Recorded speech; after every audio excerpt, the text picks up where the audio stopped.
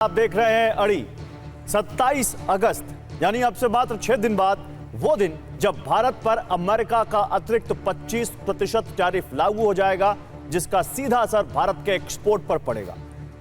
अनुमान के मुताबिक भारत के कुल निर्यात का लगभग 17 से 18% अमेरिका को जाता है और कुल 50% टैरिफ लगने का मतलब है कि भारत से अमेरिका जाने वाले सामान जैसे textile, engineering goods, pharma, James and jewellery, IT, hardware महंगे हो जाएंगे।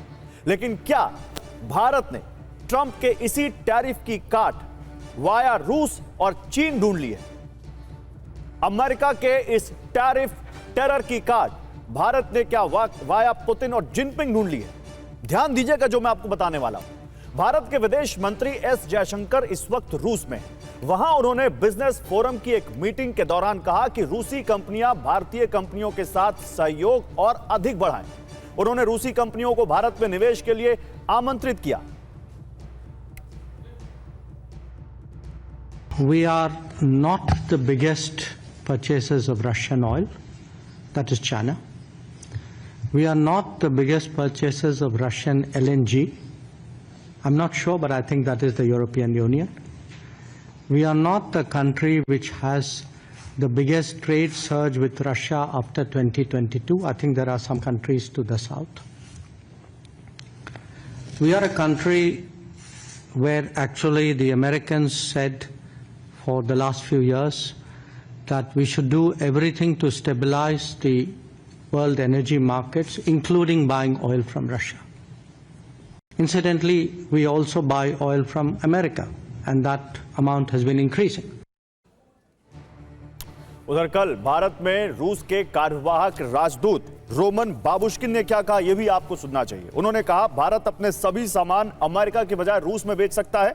भारत रूस से तेल खरीदता रहे और हम उससे 5% की और छूट देंगे। भारत में सुखोई जेट के इंजन बनाने पर भी सहमत हैं रूस भारत। इसके अलावा भारत किसी पर निर्भर नहीं है या भारत किस तरह से अमेरिका के टैरिफ की काट ढूंढ रहा है, इसका भी मैं आपको यहां पर एक छोटा सा अनुमान देता हूं। देखिए, ट्रंप के टैरिफ की काट यहां पर क्या है।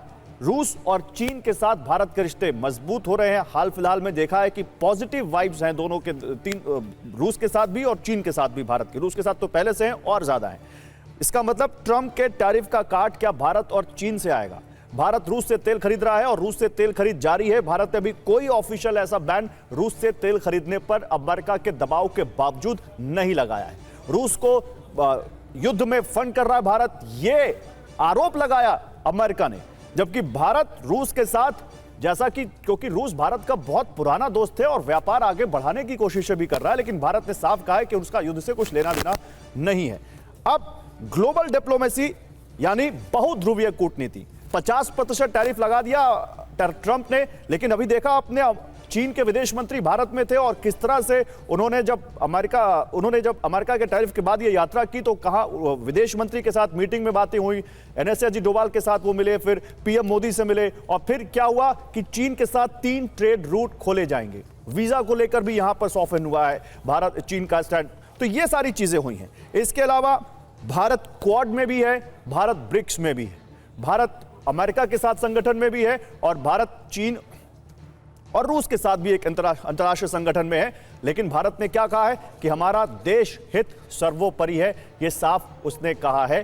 चीन से भी भारत के रिश्ते सुधरते दिख रहे हैं, ट्रेड रूट दोबारा खुल रहे हैं। तो ये सारी चीजें कहीं ना कहीं हो रही हैं। एक बार वो चीन वाला ग्राफिक्स दिखाइए यहां पर कि किस तरह से लिपुलेख, शिपकीला और नाथुला, इन 3 रूट से अब ट्रेड रूट दोबारा खोला जा रहा है चीन के साथ।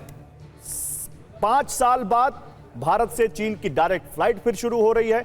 चीन ने कई प्रतिबंध हटाए हैं। रेयर अर्थ मैग्नेट, उर्वरक, टनल बोरिंग मशीनों के निर्यात से बैन हटा है और वीजा नियमों में भी ढील दी गई। जैसे मैं आपको बता रहा था, चीन के प्रमुख कंपनियों के अधिकारियों को वीजा प्रक्रिया आसान करने पर सहमति बनी है। कैलाश मानसरोवर के साथ साथ पर्यटन और पत्रकार वीजा पर भी सहमति बनी है। मैं इसी को आगे लेकर जाता हूं और अपने जो हमारे पैनलिस्ट हैं उनसे इसी पर बात करता हूं कि क्या भारत ने अमेरिका के टैरिफ की काट वाया रूस और चीन ढूंढी है?